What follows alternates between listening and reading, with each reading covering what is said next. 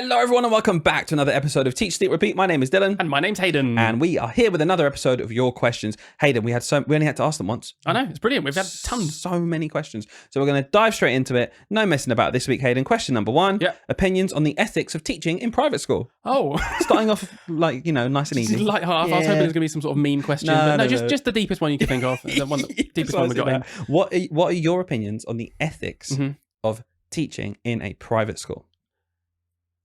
I don't know. It's a hard one. Like, do we need to consider ethics when it comes to picking a job? Like, it's just a teacher. Yes. It's just a job. Like, why is that on me?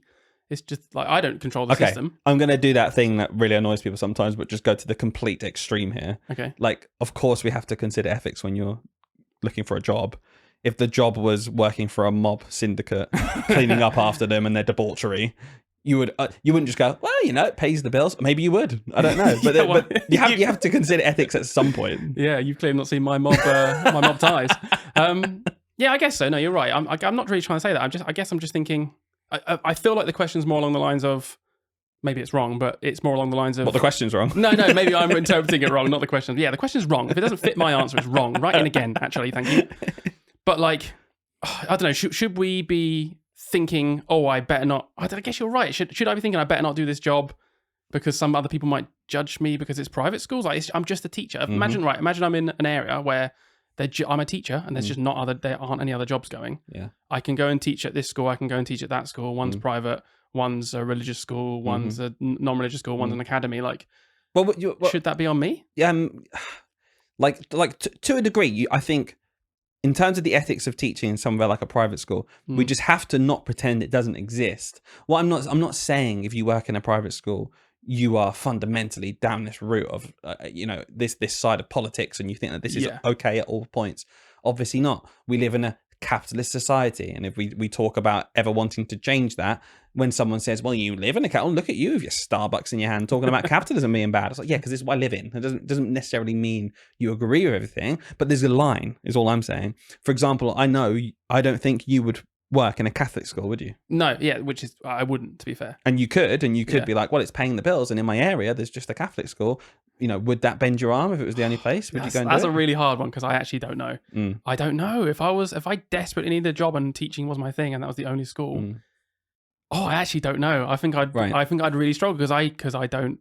Yeah, you've kind of done me here because I don't agree really with the ethics of what Catholic schools stand for. I don't agree with indoctrinating children into religion. So that's fine. So let's go back to the question about private schools then. Just now, in your opinion, is that line further back? Obviously, to you, it is further back than how you feel about Catholic schools. Yeah. But is that line far back enough that you would consider working in a private school then? I would work in a private school, yeah. Right. I think private schools, in the same way like we've talked about the criticisms of academies, I would also work in an academy if it's the right academy. If it's a good school, I'd work in it. Same with private schools. I think there are obviously lots of opinions out there. I think, going back to the original question, I can understand that there's a wider ethical consideration and conversation to have. I guess I just took that question as, should I as a teacher be judged? Yeah. Or should we be judging other teachers if they go and work in a private school because of these wider ethical considerations? And some people would answer that question and say yes. Yeah. Because for me, fundamentally, not for me personally, but they might think, oh, private schools are, exacerbating inequality. They're letting it's the haves versus the have-nots. Yeah. Even when it's, a family scrimping and saving to send their child to private school. Okay, you can scrimp and save all you want. If you're on the poverty line, you're not ever going to get enough money to send your kid to private school. Yeah, so by definition, if you're going, you are just better off than lots of people. But I don't necessarily side with that. I don't necessarily think... I don't think... Here's my view on this, I suppose. In your worldview... There's going to be a spectrum, right? There's going to be like black and white, very clear one way or the other, where you think I agree or I disagree completely. And there's going to be a grey area of stuff where you might sit down and think like, oh, you know what? This is a really interesting debate. Should private schools exist? Well, they take the burden off the state school. The state school system is failing lots of SEND children. These are lots of reasons why children might end up going there. I've worked for my money. I want to spend my money instead of going on holiday with my child 3 times a year, which I could do. I'd rather spend it on education and give them that advantage. Yeah, and it is an advantage. I think there's lots of things in society where it's a grey area to discuss. You might come down on one side or the other because naturally you will edge towards one way, but it still doesn't necessarily mean that it should never exist, or it's completely wrong or completely right. I think that's the issue at the minute with everything so binary, where you're forced into a corner. And this for me is one of them where I'm like, I don't. If someone works in an independent school, I don't really care. I was like, hey mate, you right? How you doing? If that person then goes online saying about how much better they are and their children are at their school versus all of the rest of us that go to state schools, then I've probably got a problem, because hang on a minute. Yeah. Hang on a minute. You're using this as a vessel for something else, whereas the act of you working in that school doesn't really bother me. So 2 questions for you. Firstly, would you work in an independent school? Like, would you do that?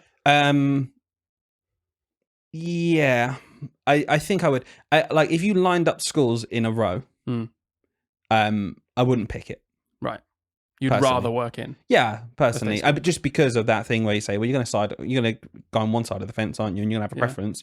I'd rather state education be amazing and everyone get a really good state education. That's of a certain bar. Because you're amazing, and obviously you work in a school, and that's what you're trying to say, isn't it? Basically, I'm going to raise the bar myself. Yeah, no, definitely. It's all down to me, obviously. Me personally, which is why I left the system, which I think is broken. Yeah. But yeah, no, I think I wouldn't necessarily choose to, but I would.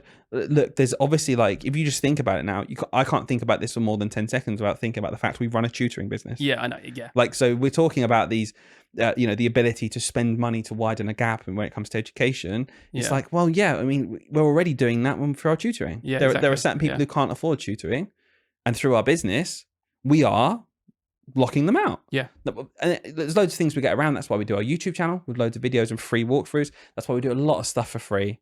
So, there's things you can do to weigh up that scale. Yeah. And I don't necessarily think that private schools and working in a private school for me is past redemption. It's not like working for Al Capone. Okay, I'll be like, oh no, which I do. So. yeah. Which, by the way, Hayden, I need to leave this podcast now because I've got to go to a bank, do something for him. And rob it, because you're now part of my criminal mob organization. Yeah, exactly. Yeah, that's interesting. It's when because it's easy for someone who says no, they shouldn't exist to whack them in that kind of category with very extreme people all of a sudden. I'm like, okay, look, I understand the pros and cons.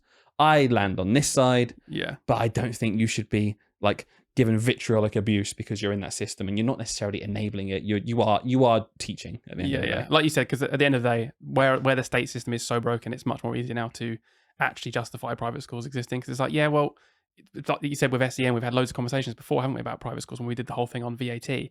And people were writing in saying, yeah, look, I understand all of this ideology, except the state schools are broken, though, and my child has SEN needs, and they are literally not being met, whereas they are being met at this private school, and I'm having to front up the money, and I've got no other option if I want my child to get an even decent education. Those situations, I'm like, I can't really then sit there and go, get rid of all private schools. In my ideological world, I can, where there's infinite money, and we can make state schools perfect. That's the best option. We don't have anything other than just the same level of state school. All the schools are the same, and they're all fantastic. But that doesn't actually exist. So I think one of the most dangerous things to do in that situation is when you've got this like ideological idea of how brilliant things could work and should work. It's like when you are fighting for that, and especially if you're a government, if you're a person, you can have ideologies and what you want to work towards. Like, that's life, of course you do. Yep. The issue comes when you have a government who want to be seen to working towards those ideologies without actually putting in the groundwork or the money. And that's when you get broken systems, because I feel like that's what's currently happening a lot of the time. It's like this VAT on private school, I supported that.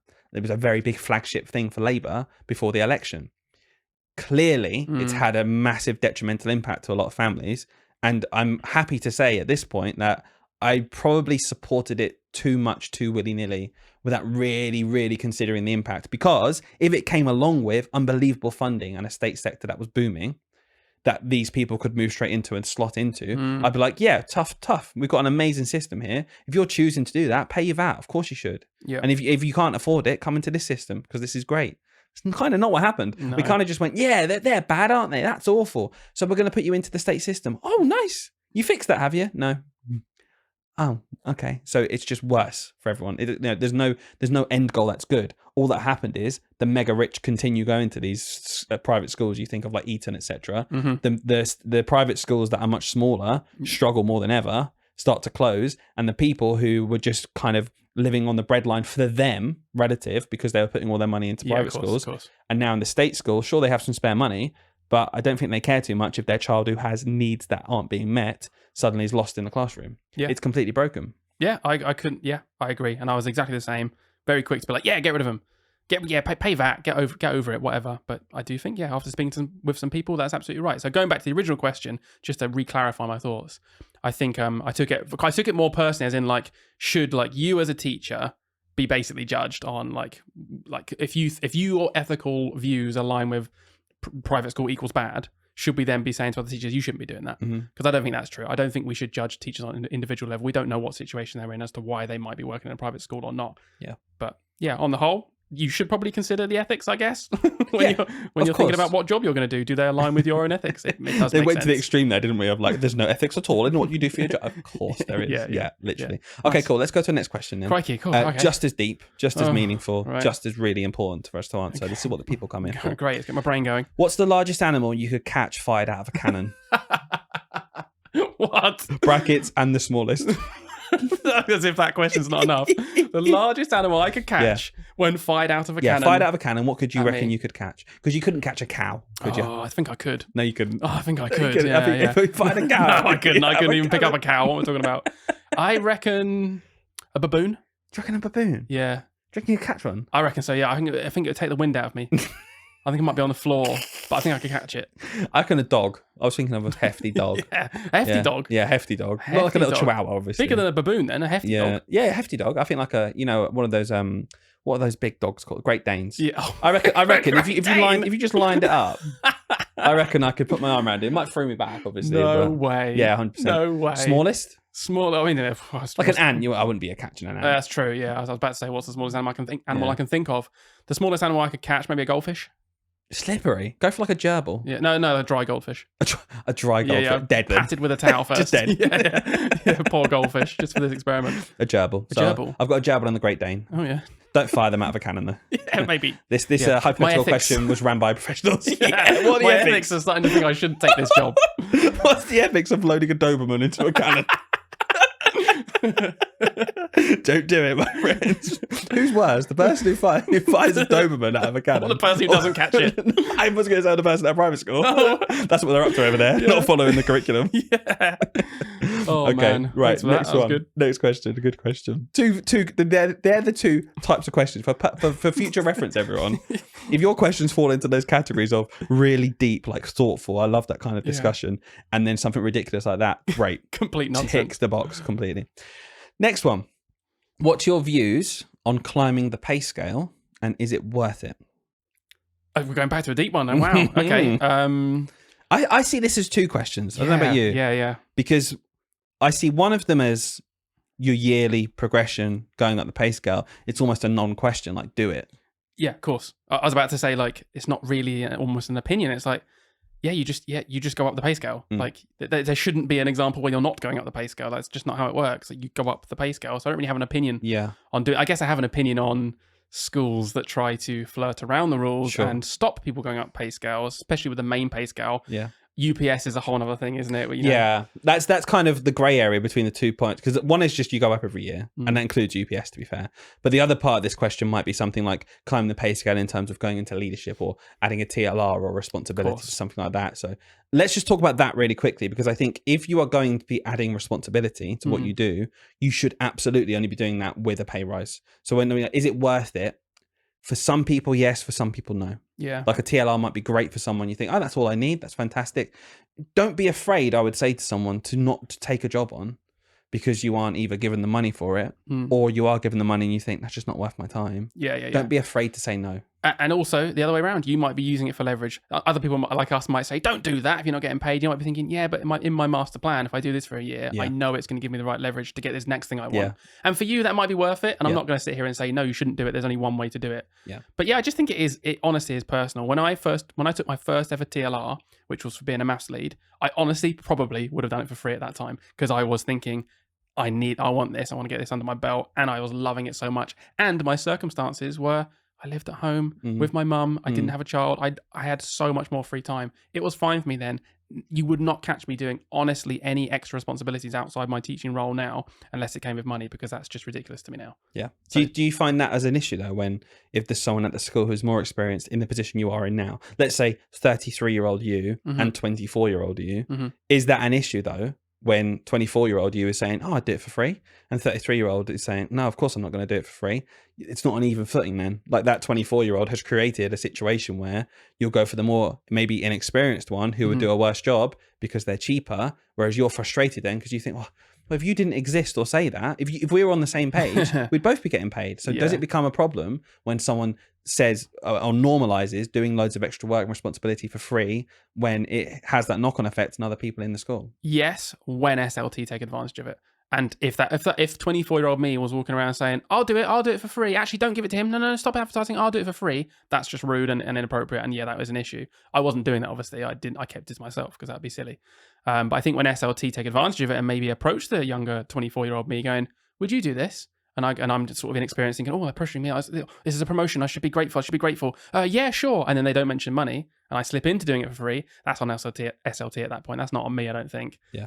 I think I think a good SLT just won't do that. They'll be like, no, it's a paid role. This is a paid role. Whether I give it to the 24-year-old or the 33-year-old with experience is just down to my professional decision of filling this role appropriately. Yeah. And I still might pick the 24-year-old for lots of reasons that aren't just, it's not just going to come down to experience, but you've taken out that kind of situation almost of, well, one's going to cost me $3,000 and one's going to cost me nothing. Yeah. Okay, obviously, it's just part of the job. It exists. The other part of this is something I'm really interested in. I want to have a chat with you about this one. And it came up from me reading this question about climbing the pay scale. It's when you go into UPS, the upper pay scale. So for anyone who's not sure, maybe they're earlier on in their career, every teacher starts up on what's called the main pay scale. There are 6 points on the main pay scale, I believe. You go M1 to M6. Academies can do it differently. We talked about that before. Let's not go into that again. But you move up that pay scale throughout your career. 1 year tends to be one jump. That's how it works. Yeah. Up. You get to M6 after 6 years of teaching, and you're what's called maxed out. You're capped out. But there is an upper pay scale, an upper pay range. It's called both. And that's called UPS or UPR, whatever your school calls it.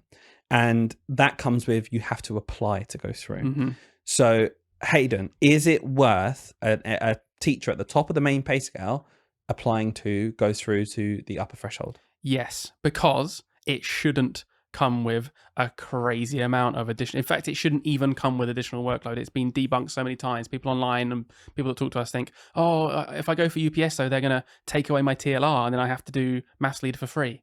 And it's like, no, that's not how it works. They are literally breaking the rules. You can challenge your school on it if you want to, but the upper pay scale is literally just think of it as an extension.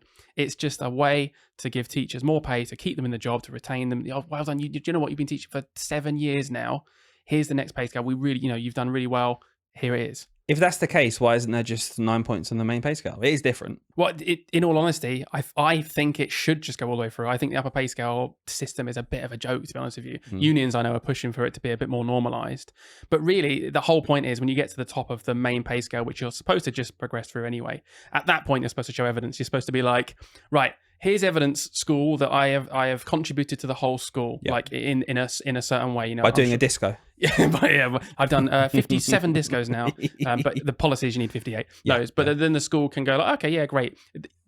I think it's a bit of a gimmick, but yeah, you're supposed to apply to show that you are making a significant impact to the whole school, and that can literally just be because you're a really good teacher, and in staff meetings you have good wisdom and you share your ideas. Like it shouldn't have to be replacing a TLR. Yeah, replacing a TLR, or what a lot of schools do, which is just making up reasons that you can't go to UPS for this reason, or you have to have done X, Y, and Z to go to UPS. Yeah. They're making it up. It's not real. So that's why I don't like the system. I think it should just be a progression. So just to dive in a bit then, because people might be listening to this, and people really do listen to what we say and be like, oh, okay, but you're saying it should be like that. It doesn't mean it is though. No, it's not. Like schools do have the power. If someone's listening to this going, yeah, it's like, it doesn't matter, because your school can still say, no, you need to give me evidence for this, document that. And what a lot of schools do, unfortunately, is they make it really tricky to apply to do it, because they'll say, well, we need this pro forma filled out, and it's like 17-page document you've got to do. Or, to be honest with you, what I see a lot of schools do is because they can, because it is separate, like you're saying, and in the dream world, it would just be 9 points and you should just work your way through. Because it's separate, a lot of schools just go, nah. Yeah. So not now. Why? Can I just ask why? Not now, because let me just say this. Have you taught year 6 before? Well, no, because you're not taught year 6, can't have UPS then. Yeah, sorry, but I've not taught year 6 because you've not put me in year 6. Yeah, no, it's good, isn't it? It works out quite well for us, doesn't it? Yeah. We choose where you go. You haven't gone there. No UPS for you. Yeah, literally. It's insane. Ridiculous. Yeah, insane. So those little things. get in writing when they reject it. Yeah. Why? Because sometimes schools are genuinely clutching at straws, giving nonsense reasons why someone shouldn't be going to the upper threshold. Yeah. And go to your union if you've got a problem with it. I'm actually really sorry here, Dylan, because at our school, the policy is you have to have done 18 discos. You've only done, I think, 16. Yeah. You have to have worked in year 6 and EYFS as well. Oh, yeah. Well, I'm actually in a junior school. Oh, well, yeah. So sorry. So we can't do that then, can we? It's just like, yeah, at that point, I think you can probably take this tribunal when they're saying you have to have EYFS experience and they're a junior school. So if you were talking to someone then, like this person talking about going through the pay scale, and they were last year they were on M6 at the top of the pay scale, and they're thinking right now, because a lot of windows shut in like November, you can still apply now in a lot of schools for this year to have UPS.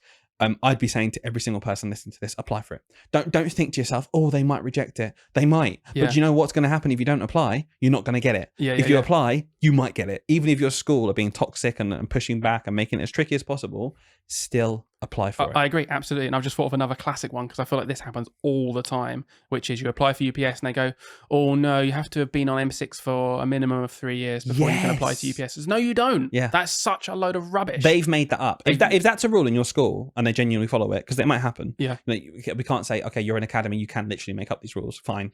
That's really frustrating. But just remember, my point here is just remember, they've made that rule up though. Yeah. They're oh, hands are tied. My hands are tied. You've got to stay at M6 for 15 years. Yeah. Go to UPS. Yeah. Because you decided that. That's not them. Oh, sorry. The powers that be. What, you? You? Yeah, can you change it then? You're the power that be's. So can you change it for me, please? Yeah. And I've said this like, oh, our school don't follow the STPCD. So sorry, guys, that list of administrative tasks, you do just have to do that. Okay. Well, you chose not to. Yeah. Like every single thing comes down to that school would have chosen to reduce that autonomy for you, to take away your working rights, to take away your ability to do something that's good for you. They've chosen to take that away, and then they're hanging on that as a crutch to say, well, I'm sorry, guys, but look what this policy says, which I wrote, but look what it says, which I wrote. I can't control it. I wrote it. I literally wrote this document. I can control it, and I wrote it, and I can control it right now, and I can control what I'm saying to you. Do you know, like at the end of the advert when they speak really quickly? Guys, I'm just so sorry. You've applied for UPS. You've done the 57-page binder that we've asked you to do. You've taken pictures of everything, and you've really put a lot of effort in. But we're going to have to actually decline you this time. We decided on the reason why we're going to decline you, and then we could change that at any point whatsoever. We could actually give you this if we wanted to, but we just don't want to. So we're going to hide behind with some silly rules that we made up. Honestly, policy sold separately. Yeah, absolutely mental. Absolutely mental. So apply to UPS. Don't be afraid going through. 100%. Just push it, and if they push back, honestly, just check them. Yeah. Absolutely right. Check them. That's the thing, isn't it? Check them. That's what we want to hear. Right, let's go to another one then. If you could rejig this current curriculum, what would you do? A lovely, nice, vague, open question. Yeah. But I want to get to your passion, your one thing you would do. So there's loads of things we talked about before. More this, more that. Okay, blah, blah. But no. Right now, just think what comes to your head immediately. What would you be like? That. Oh my God. I would strip so much grammar and punctuation. Yeah, grammar, punctuation, spelling, so much GPS would be out of that curriculum and shoved into secondary school. And not even replaced. You would not replace, absolutely not. Well, the whatever you get back from it would be replaced with more creative writing and having fun at school. Yeah. That's my first one. Yeah. And I think I could do that with a few subjects. I think you could do it with maths as well. Yep. I think maths is a little bit better. I think there actually are. Like, it's mostly great. I think there was a few objectives you could probably look at algebra, Roman numerals. Like, there's probably some things where it's like they can just wait a bit. They can learn that. They're going to do that from year 7 to 12 constantly. Yeah. Like, just Roman numerals. Well, yeah, they're going to Roman school. Roman numerals just goes. That's just gone. Do you know what? In year 10, at one point in your brain, when you're old enough, you can just pick it up in 5 seconds. Someone can say to you, "Oh, by the way, these are a couple of the Roman numerals you need to know for no reason, for some reason." But honestly, I would just get rid of it. I wouldn't even do that. Yeah. I'd just be like, do you know what? Because we teach Roman numerals, don't we? As if to say, well, it comes up in real life sometimes. Cool, learn it then. Yeah. Learn it in those like 3 situations where it comes up. You watching the Super Bowl? How can I watch the Super Bowl if I don't know what DII is? Yeah. My favorite one is clocks. When people say, well, you need to know, you get a lot of Roman numeral clocks. I'm like, as if you can't tell the time without knowing what the number is. I could give most adults, I say most, that's really bad, and I should say all. I could give all adults a clock that just has dots on it, and they should be able to read the time. I don't need to know the Roman numerals to know that. No. And also just if you're learning, learn to read the clock with normal numbers. And then if you come across a Roman numeral clock, that's a great way to learn it. Yeah, that's true. Like, that's where the 5 is. Yeah, V means 5. Oh, the 3 lines is 3. I get it now. I just didn't get 3 lines of 3. I never would have known. You get that one teacher that's always like, yeah, but if the child goes to Rome and they see one of those arches that have it across the top, they need to know. Do they? If they go, do you know what? They can learn it in Rome. I feel like I always see a picture of an arch. Yeah, I don't know what you're talking about. Like it's just like a stone arch. It's got it engraved across something across the top. Well, for me, it'll be watching old episodes of TV shows. How will I know when it's made? If at the end there isn't there's that famous SATs question with like the theatre, like an old cinema, and it said just like MMVX. I don't know what VX like isn't a thing. Maybe we do need to have I think you need to learn Roman numerals, mate. Michael Gove was right. So you'd strip back a lot of stuff. I'd strip back a lot of stuff, and I would want to get in the point what I think is of primary school, which is enjoyment. I'd want to strip back as much stuff as I can so that I can put in lessons, units, whatever it is in any subject. By the way, not just the core subjects, the foundation subjects too. Where the whole point is, can we foster a love for this subject? And that is like our primary goal, the top of the hierarchy. Then we've got these objectives that we want to get done. Then this, then this, and this. You know, that's you know, from a meta standpoint. You still need to do everything. You still need to do everything, but of course. But your goal is to do this so that can happen, so that can happen. Yeah, because at the moment it's like, here's the goal. Everyone needs to do it so we can compete on league tables. Yeah. If you can make it fun, that's cool. Yeah. But a lot of people don't do that, so it's fine though, because they're still teaching. Like, no. Let's do the other bit first. Let's make it enjoyable so kids don't leave. What about that old kid who loves learning about the past progressive participle pronoun?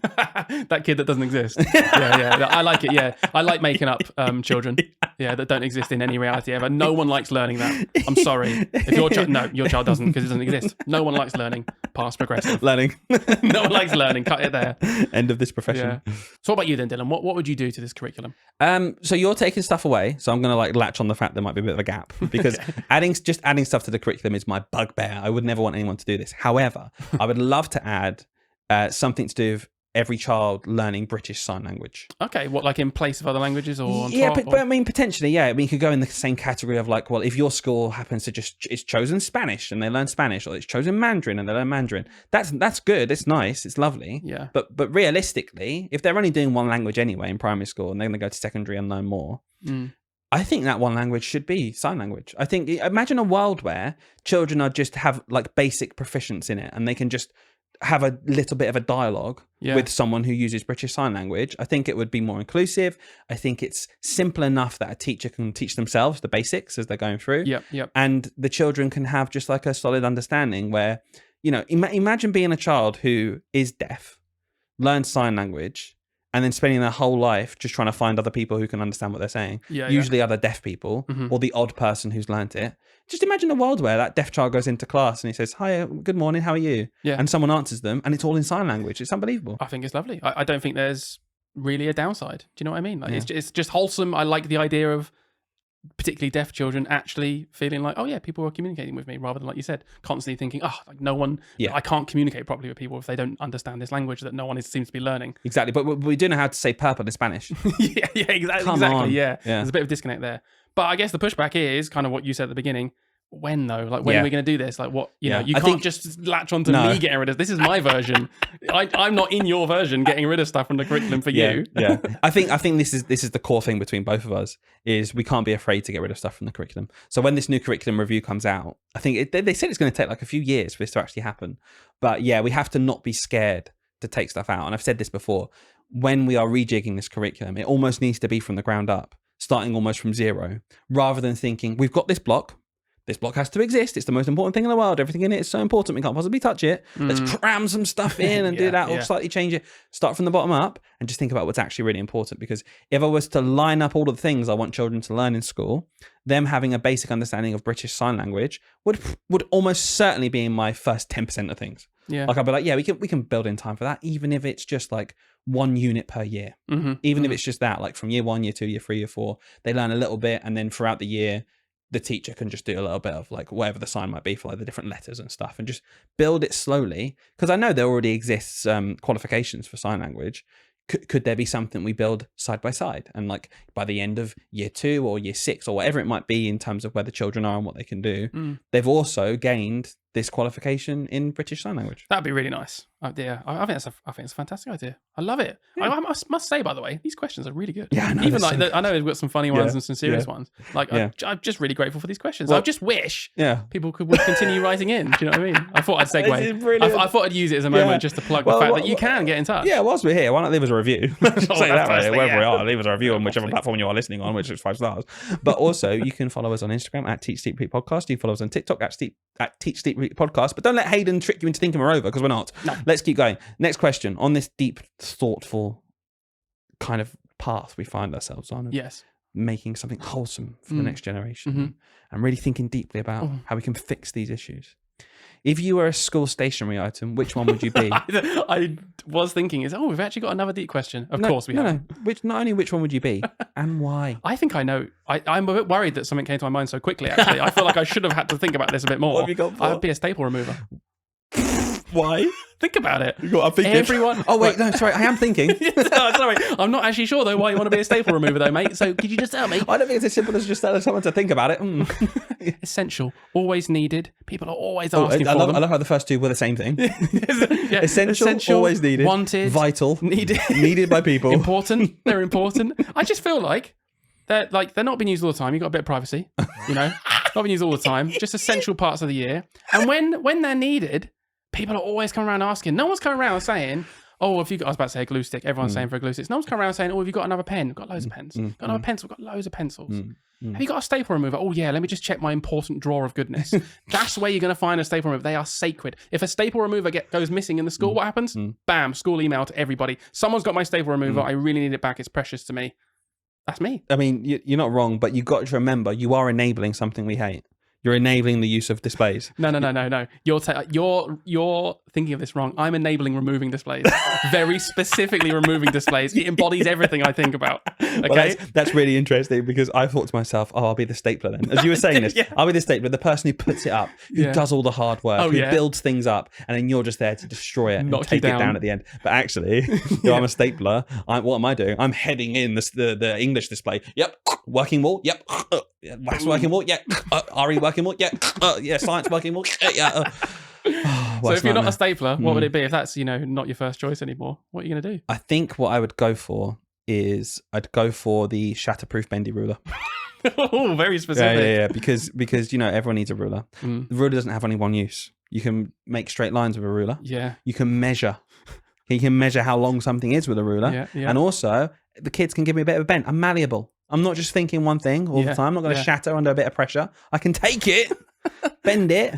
Yeah. Brilliant. You can coil up and even fit inside a small pencil case. There you go. Exactly. Yeah. Exactly that. I've never heard anything that embodies you more than a shatterproof bendy ruler. So another great question. Thanks for that one. Right. Next question. Any tips for moving to SLT in your current school, starting as an assistant head this September? I can see why someone's asked that question because I've always thought to myself, I think I'd find it awkward working in the same school. Why? Because I feel like you have to put a bit of a different hat on, right? There's different responsibilities that you don't necessarily need to think about or worry about when you're. But why is that harder in a school you've been in? I think because I know the people that I'd be managing so well as friends, and sometimes as management, you do have to have difficult conversations. Yep. And I would not enjoy doing that with the friends who I did not have to have difficult conversations with before. Sure. So I personally have always thought, I can see why it's a thing. What's it like having friends at school? Yeah. To be fair, you wouldn't know. So it is very nice. I don't know. This is so personal. I could just be like, everyone else could be thinking, no, it's fine. No. But for me, I would probably actively I'd be looking to work at a different school. But if I had to do it in the same school, I'd probably just have the one awkward conversation with my mates at the start, being like, oh yeah, I'm going to have to do these things next year, guys. So just bear in mind, it's just work, don't worry about it. But I will have to do these things and I will have to fire you. All right.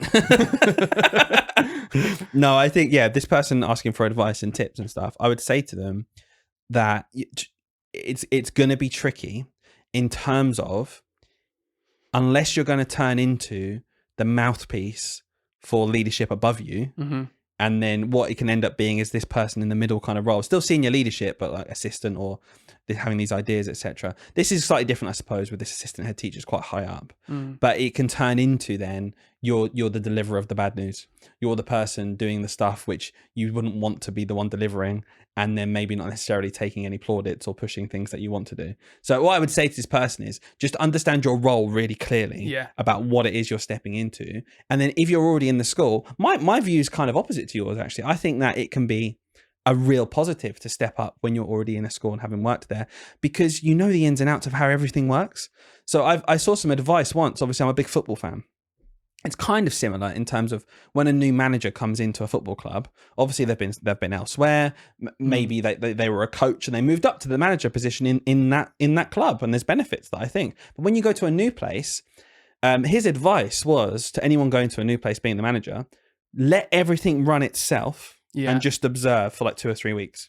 Don't change anything immediately. Just go in, and you have to know how it works first, because you can come in all guns blazing if it's somewhere different, saying this, and it just wouldn't work there for whatever reason. So their advice was just step back and watch it for 3 weeks. And my point is, if you're stepping up into a role in a school you've already been at, you know those functions. You have been a teacher in that system. So you understand when you step up, you're going to have that in the front of your head. You'll be like, oh, well, if I was still teaching, actually, and I come in and I change this, that would really benefit me.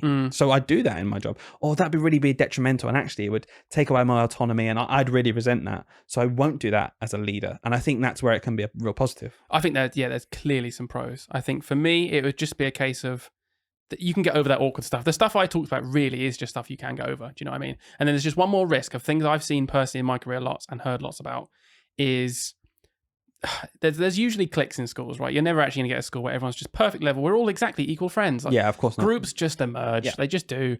And then when one person from that group ends up being the person that goes up and gets that assistant head role, it is quite common that there's just like favorable conversations. They're favorable positions come. Oh, suddenly it's their mates getting this, or their mate gets away with it, but the other person doesn't get away with it so easily.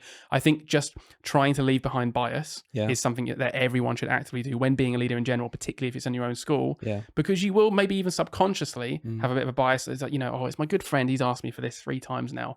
Oh, I don't want to be annoying. He's my mate, so I'll just say yes. Whereas if someone else does it, you would immediately go to the policy and say no. You've just got to be fair. And not let your bias get I think that's away. the best bit of advice. Firm but fair. And I think be transparent. Like that, it's so easy to say about whenever I've been in a position where like I'm managing someone, or I'm coming up with ideas or having changes, etc. I always think it's best to be as transparent as possible. And some people don't like that because it can mean people raise things or push against you or say why it's wrong, etc. And you just want to get stuff done. I'm the boss. I just want to do this. Usually, if you're in the right environment with the right people, then pushing back on stuff is usually a good conversation to have. And it might be uncomfortable for you, sure, but like it's usually a good thing as a whole, because then you can discuss and talk about it. Exactly, because there's usually two outcomes really. It's either they're actually right and you hadn't thought of something, and then you should be grateful that they've thought of something you didn't think of and get over the embarrassment of, oh, I got it right, I didn't think of that. Or that you just have to explain something that they've not thought about, and you were thinking, you don't have to go, no, I'm the boss, I don't have to explain it to you. You can though. You can just explain the exact reasoning to them as well. Like, because they're not children. They're not, it's not in the same way of like my rule goes, because I've got the expertise and knowledge and I know this already, and you just need to accept this because you don't know it. It's a team of professionals. Yeah, just explain it. Absolutely. This last question is linked to this. So we'll finish it off here.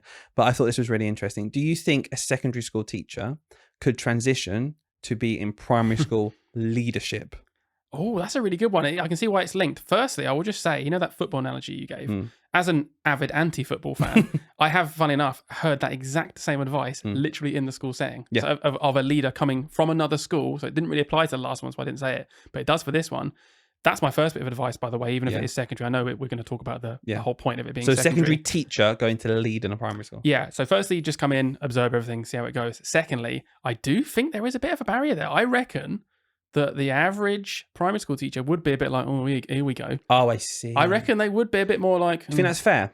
I don't think it's fair actually at all. I think that's too harsh. But so the question is, do you think they could? Yeah, so your answer is I yes. think they could. Yeah, I absolutely think they could. But I think you'd be faced with more criticisms because the people come in and be like, oh yeah, secondary school, you have no idea how primary works, mate.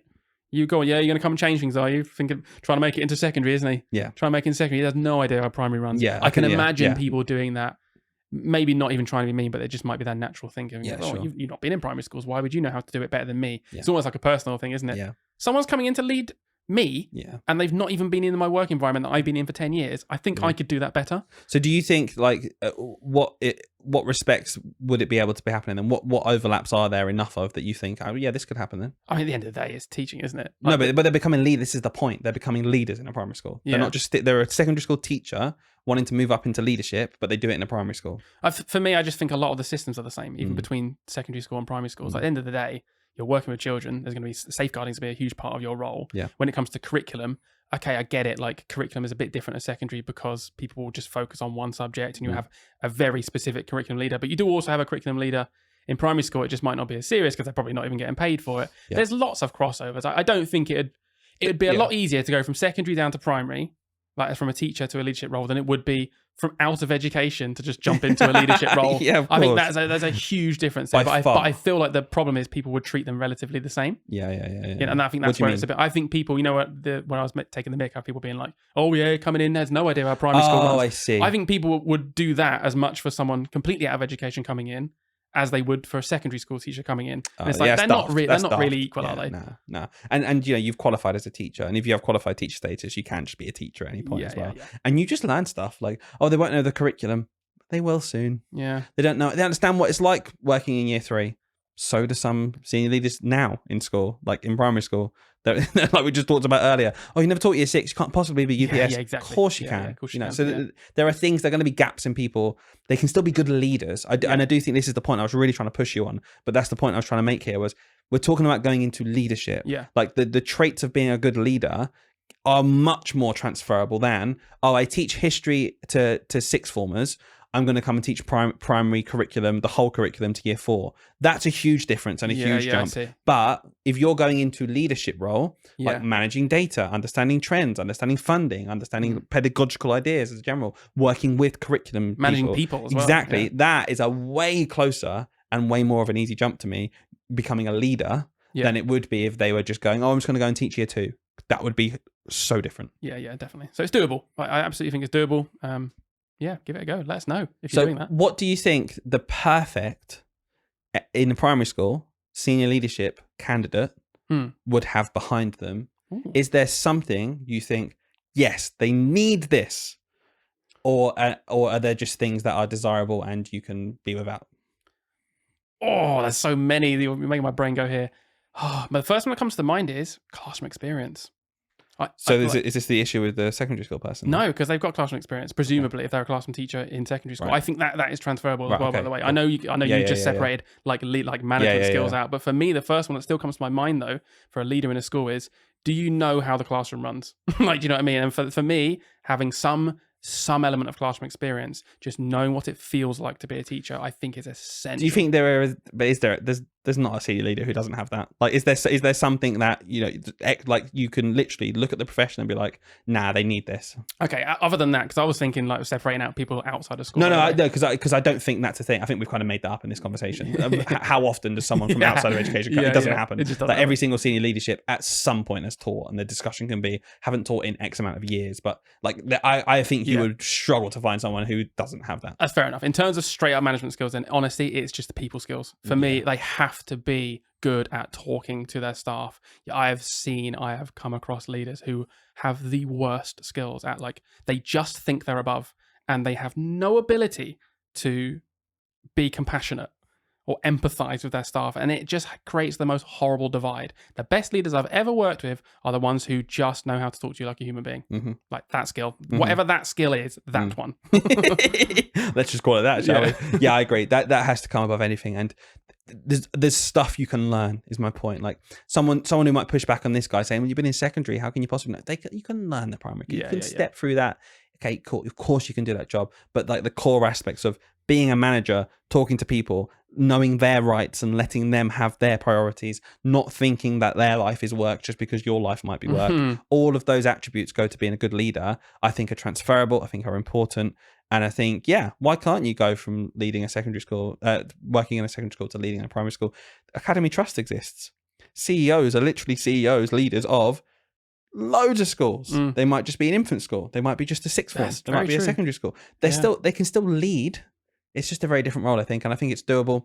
I think it's a hard job. We talk a lot about leaders and how they're problematic and systems that are built. I might be wrong literally earlier about UPS, etc. But yeah, I think it's doable. And I think whether you're stepping up to a leadership role in your school you're currently in, or you're moving school, if you're starting this September and you're in that leadership role, my number one advice to you would be just those bonds with your staff and that respect. Because if you have those bonds and that respect, it's so much easier to have those trickier conversations because you are just a human being then, instead of just a plant saying, do this because the school needs you to do this, put the logo on the slide.